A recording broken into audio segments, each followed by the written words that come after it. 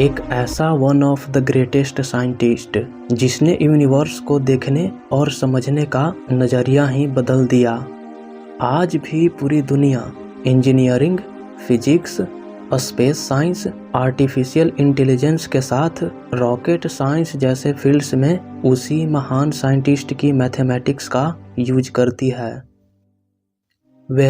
आज हम sir Isaac Newton से जुड़ी 15 ऐसे फैक्ट्स जानेंगे जिन्हें आप शायद ही जानते होंगे। इस वीडियो को आखिर तक जरूर देखिएगा। नंबर 1, क्या आप जानते हैं आइजैक न्यूटन के पहले सर क्यों लगाया जाता है? ये बात है 1705 की, जब कैम्ब्रिज यूनिवर्सिटी में आइजैक न्यूटन को ब्रिटेन की रानी क्वीन एन द्वारा नाइट बैचलर की उपाधि से सम्मानित किया गया और इस तरह न्यूटन आइजैक न्यूटन से सर आइजैक न्यूटन बन गए। नंबर 2, जिस वर्ष ग्रेटेस्ट साइंटिस्ट गैलीलियो गैलीली की डेथ हुई, ठीक उसी वर्ष आइजैक न्यूटन का जन्म हुआ। इस अनोखे कोइंसिडेंस के बारे में लोगों का कहना था जैसे विज्ञान की मशाल एक हाथ से दूसरे हाथ में चली गई।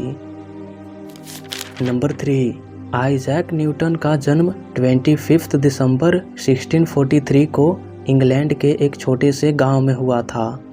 उनका जन्म इतना कमज़ोर हुआ था कि लोग ये मानते थे कि यह बच्चा जिंदा ही नहीं बचेगा, लेकिन यही साधारण किसान का बेटा one of the greatest scientist बन जाता है। नंबर 4, न्यूटन वाकई में एक महान वैज्ञानिक थे, लेकिन वे ईश्वर में भी गहरा विश्वास रखते थे, क्योंकि उनका मानना था कि यूनिवर्स में इतनी व्यवस्था और सुंदरता है कि यह केवल कोइंसिडेंस से नहीं हो सकता, बल्कि इसे एक शक्तिशाली ईश्वर ने बनाया होगा और वही इसका संचालक है। नंबर 5, आप शायद ही जानते होंगे कि न्यूटन ने अपने लाइफ टाइम में कभी शादी नहीं की। वे लोगों से दूर रहते थे और उन्हें भीड़ बिल्कुल भी पसंद नहीं थी। वे इतना गंभीर रहते थे कि कभी कभी कई दिनों तक खाना भी भूल जाते थे। नंबर 6, ईयर 1687 में न्यूटन ने एक किताब लिखी जिसका नाम था प्रिंसिपिया मैथमेटिका। इसमें उन्होंने बताया है ग्रेविटी, मोशन, प्लैनेट्स और यूनिवर्स कैसे काम करता है। यह किताब आज भी इतिहास की द ग्रेटेस्ट साइंटिफिक बुक मानी जाती है।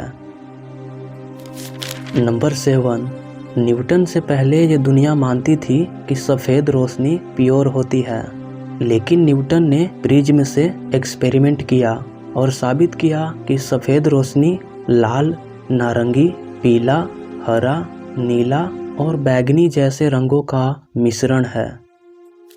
नंबर 8, जिस मैथमेटिक्स का यूज आज पूरी दुनिया engineering, physics, space science, artificial intelligence, rocket science जैसे फील्ड्स में करती है, उसका नाम है कैलकुलस। और आपकी जानकारी के लिए बता दूं कि कैलकुलस की खोज में न्यूटन की सबसे अहम भूमिका रही है। नंबर 9, यदि इंग्लैंड में 1665 में ब्लैक प्लेग महामारी नहीं आती तो न्यूटन कभी कैम्ब्रिज यूनिवर्सिटी से अपने घर वापस नहीं जाते, और यदि घर नहीं जाते तो ग्रेविटी, कैलकुलस और लॉज ऑफ मोशन की खोज शायद ही हो पाती। इस तरह एक महामारी दुनिया की सबसे साइंटिफिक रेवोल्यूशन की वजह बन गई। नंबर 10, यदि न्यूटन के दोस्त एडमंड हेली नहीं होते तो न्यूटन शायद ही अपनी रिसर्च को कभी पब्लिश करते, क्योंकि हेली ने ही न्यूटन को उनकी फेमस बुक प्रिंसिपिया मैथमेटिका को लिखने पर मजबूर किया था। यही वो किताब थी जिसने पूरी मॉडर्न साइंस की फाउंडेशन रखी। नंबर 11, न्यूटन का एक और महान वैज्ञानिक के साथ काफ़ी चर्चित विवाद रहा है, और वो वैज्ञानिक थे G.W. लेबनिज, क्योंकि लेबनिज ने भी कैलकुलस की खोज में अपना योगदान दिया था। लेकिन न्यूटन ने आरोप लगाया कि लेबनिज ने मेरी खोज चुरा ली। हालांकि आज इतिहास भी मानता है कि न्यूटन और लेबनिज दोनों ने कैलकुलस की स्वतंत्र रूप से खोज की, लेकिन न्यूटन ने अपनी पॉलिटिकल पावर से लेबनिज को बदनाम कर दिया। नंबर 12, सर आइजैक न्यूटन अपने समय के one of the rarest and the most complex personalities में से एक थे। वे डीपली इंट्रोवर्टेड थे। जब कोई उनके काम को चैलेंज देता तो वह उसे नज़रअंदाज नहीं करते, बल्कि वे हमेशा के लिए दुश्मनी कर लेते हैं। इसीलिए हिस्टोरियंस के द्वारा उन्हें गुस्सा और बदला लेने वाला कहा गया है। नंबर 13, आप शायद ही जानते होंगे कि न्यूटन अपने समय के काफ़ी रईस साइंटिस्ट थे। वे आज के मॉडर्न एरा के हिसाब से एक मिलेनियर की तरह थे, क्योंकि हिस्टोरियंस के अकॉर्डिंग जब न्यूटन की डेथ हुई तो उनकी कुल संपत्ति 30,000 ब्रिटिश पाउंड थी, जो आज के हिसाब से करीब 40 to 50 करोड़ INR होती है। नंबर 14, ये तो हर कोई जानता है, न्यूटन ने 3 लॉज ऑफ मोशन दिए। पहला नियम कहता है अगर कोई वस्तु चल रही है तो वह तब तक चलती रहेगी जब तक कोई बाहरी बल उसे ना रोके। दूसरा नियम कहता है जितना ज़्यादा आप फोर्स लगाओगे उतनी तेज वस्तु चलेगी।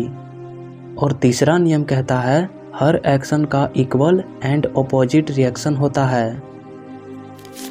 नंबर 15, न्यूटन और एप्पल की स्टोरी आज पूरी दुनिया भर में फेमस है। लेकिन क्या आप जानते हैं यह स्टोरी किसने फेमस की?